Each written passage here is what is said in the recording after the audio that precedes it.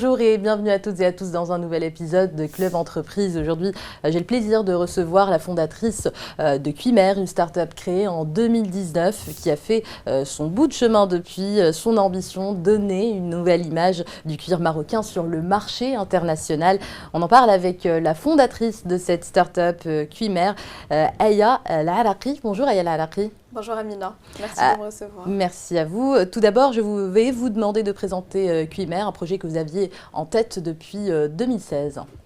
Alors, Cuimer, c'est une start-up qui réinvente le savoir-faire du cuir marocain et l'enrichit à travers l'exploitation d'un nouveau type de cuir exotique, qui est le cuir de poisson. C'est un cuir qui est très résistant, hypoallergénique et fruit du tannage végétal marocain. Donc l'idée derrière Cuimer, c'était d'apporter une seconde vie aux peaux de poisson. D'ailleurs, dans la collecte provient de sources contrôlées et qui respectent la réglementation de pêche. Donc la volonté de la start-up est vraiment de limiter le gaspillage des peaux inexploitées. Alors, au départ, donc vous l'avez dit, vous étiez dans la transformation de peaux de poisson en cuir exotique marin pour produire notamment des accessoires de maroquinerie. Et je le disais, vous avez bien évolué depuis en vous positionnant désormais comme fournisseur de matières premières. Parlez-nous de cette évolution. Alors aujourd'hui, Cuimer, elle se positionne comme fournisseur de matières premières parce qu'en fait, on s'est vraiment spécialisé dans le tannage. Donc dans toute la partie transformation de peau et de cuir. Du coup, aujourd'hui, on est plutôt un fournisseur que fabricateur de produits de maroquinerie et accessoires de mode. Et c'est une manière de répondre à une problématique écologique, car beaucoup reprochent notamment aux producteurs de cuir de gaspiller de l'eau, de polluer. L'objectif, c'est aussi de proposer une alternative éco-responsable à ce qui se fait aujourd'hui dans cette filière. Justement. En fait, le but aujourd'hui, c'est vraiment de proposer un cuir alternatif au cuir de reptile, parce que dans l'apparence, ça ressemble vraiment. Et en même temps, ça a des caractéristiques qui lui donnent une certaine résistance, durabilité aussi dans le temps. Aujourd'hui, à travers la technologie innovante qu'on a développée, ça nous permet aussi de réduire jusqu'à 65% d'eau dans le tannage. Qu'on le réutilise d'ailleurs dans d'autres opérations de transformation. Et on évite aussi d'utiliser tout ce qui est produit très nocif pour l'environnement, comme le chrome. Parlez-nous justement de cette technique de tannage que vous utilisez. Donc alors, on commence pour le processus, on commence d'abord par la collecte auprès des partenaires. Ensuite, on fait les premières étapes de transformation, ce qu'on appelle le travail de rivière. C'est une opération qui va venir préparer la peau pour recevoir les matières qu'on va lui donner. Ensuite, on va faire le tannage. Donc le tannage, on va choisir est-ce que c'est un tannage végétal ou biodégradable. Le tannage va permettre à la peau de devenir plus résistante, plus souple et imputrescible. Et après, on va faire la teinture. Donc on va choisir les couleurs et vers la fin, on va faire le finissage. Donc le finissage consiste à soit ajuster la couleur de la peau, soit ajouter un film sur la peau pour la protéger ou tout simplement lui donner un aspect spécifique selon le besoin du client.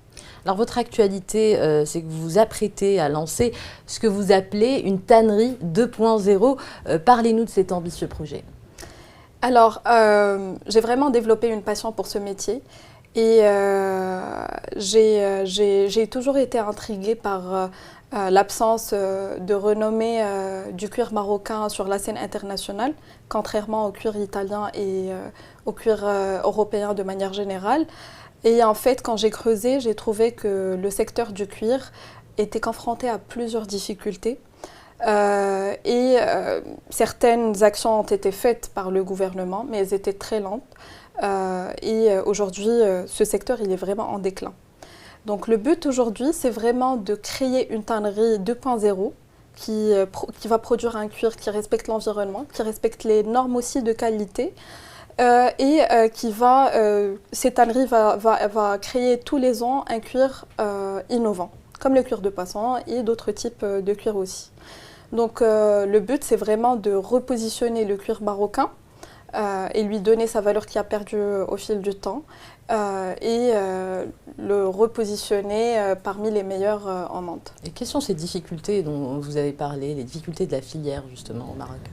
Alors, déjà la compétitivité internationale, aujourd'hui... Vous avez cité le cuir italien. Exactement, la compétitivité aussi des alternatives de cuir comme le simili-cuir, parce qu'avant, tous les produits en cuir étaient vraiment produits par le cuir. Aujourd'hui, à peu près 80% des produits en cuir sont produits par le simili-cuir. Donc ça, c'est un grand problème. Un deuxième problème, c'est que en fait, pour produire aussi un cuir de qualité, il faut avoir un équipement de pointe et de dernière génération. Aujourd'hui, les tanneries marocaines, elles n'ont pas assez de solidité financière pour refaire tout le matériel. Et aussi les normes environnementales. Aujourd'hui, il y a une réglementation environnementale pour pouvoir exporter le cuir. Donc aujourd'hui, selon des standards internationaux. Exactement. Alors votre actualité, c'est aussi cette unité de production que vous êtes en train de mettre en place. Alors aujourd'hui, nous nous engageons pleinement dans le développement de la production pour produire un cuir haut de gamme et qui répond aux normes environnementales. Alors, on va aussi parler de votre approche RSE. Vous avez formé et accompagné des artisans. Vous avez aussi financé un centre de formation pour le métier de tanneur. L'idée, c'est de contribuer à justement relancer la branche à travers la formation. Nous assumons des engagements sociaux à travers la formation et la R&D. Nous avons financé un groupe d'étudiants. Le but est vraiment de favoriser le développement d'un cuir haut de gamme et qui respecte les normes. Aujourd'hui, il faut savoir qu'il existe un seul centre de formation de tannage en Afrique qui se trouve au Maroc et cette branche a été fermée pendant de longues années. Donc aujourd'hui, on a contribué financièrement à sa relance et donc à la formation de ces futurs professionnels de tannage. Vous formez donc de nouvelles générations de tanneurs. Alors, dernière question, Ayala Alaqi, avant de nous quitter, qu'est-ce qu'on peut vous souhaiter pour la suite, Startup?